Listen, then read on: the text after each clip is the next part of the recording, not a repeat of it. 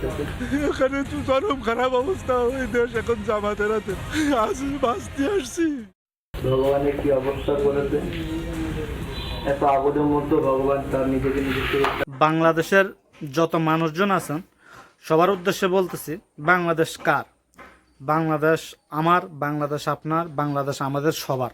তাহলে আমরা না বলতে পারবো যে আমরা বাংলাদেশে কিভাবে আছি, আমরা কিভাবে বাংলাদেশে বসবাস করতেছি। আমরা যে হিন্দু, মুসলিম, বৌদ্ধ, খ্রিস্টান সবাই একসাথে বসবাস করি, এটা তো আমি আপনি জানি। হ্যাঁ, কিছু দুষ্ট চক্র আমাদের এই একতাকে ভঙ্গ করার জন্য বিভিন্নভাবে চেষ্টা চালাইতেছে, বিভিন্ন গুজব ছড়াইতেছে। তো আমরা প্রথম যেদিনে এই সব শোনা গেছে যে সংখ্যালঘুদের উপর অত্যাচার চলতেছে, তখনই আমাদের সারা বাংলাদেশের মানুষ কি করলো, বিভিন্ন সংখ্যালঘুদের মন্দির, গির্জা এগুলা পাহারা দেওয়া শুরু করছে।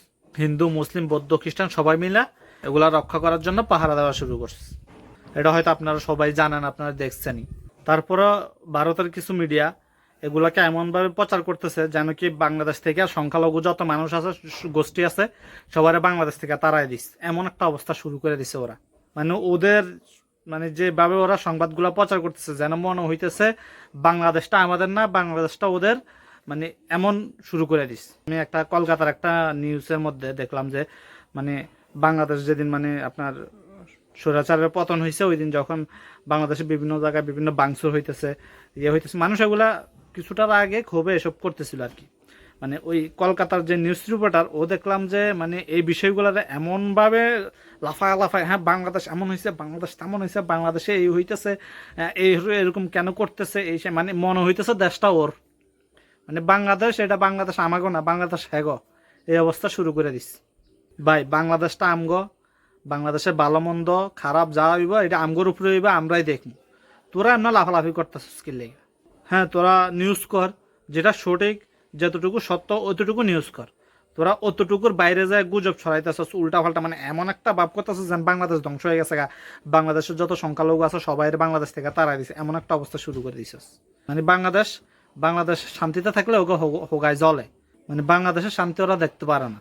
এর লাগে তো আমাকে ডক্টর ইউনূসের একটা ইয়াতে জিজ্ঞেস করছিল যে বাংলাদেশে যে ধ্বংসযজ্ঞ চলতেছে, যে চলতেছে, ওইসব নিয়ে আপনি কি বলেন, বা ইন্ডিয়া যে এরকম বলতেছে। উনি বলতেছে বাংলাদেশ সম্পর্কে যদি ইন্ডিয়া কোনো গুজব বা কোনো যদি অশান্তি সৃষ্টি করতে চায়, তাহলে ওদের 7 সিস্টার যে আছে ওটা কিন্তু ক্ষতির মুখে পড়বে। মানে ডক্টর ইউনূস সরাসরি বইলা দিস, উনি বাংলাদেশের মানুষের হয়ে বাংলাদেশের মানুষের পক্ষ নিয়ে কথা বলছে।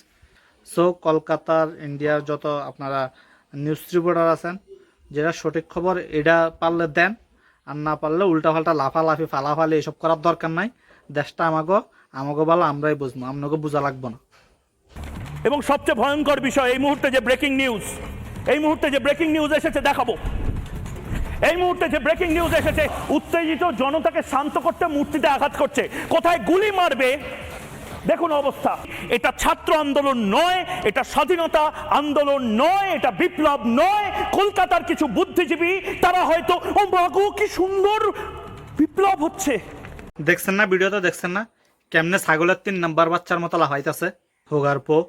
মানে হ্যাঁ লাফালাফি দেখে আমার মনটা চাইছে হেরে কতক্ষণ যদি কানের নিচে থাপড়াইতে পারতাম আমি, হ্যাঁ নিতম্বের মধ্যে যদি আমি জোরে কষায় 2-3টা লাথি দিতে পারতাম, বেশি শান্তি লাগতো আমার মনে।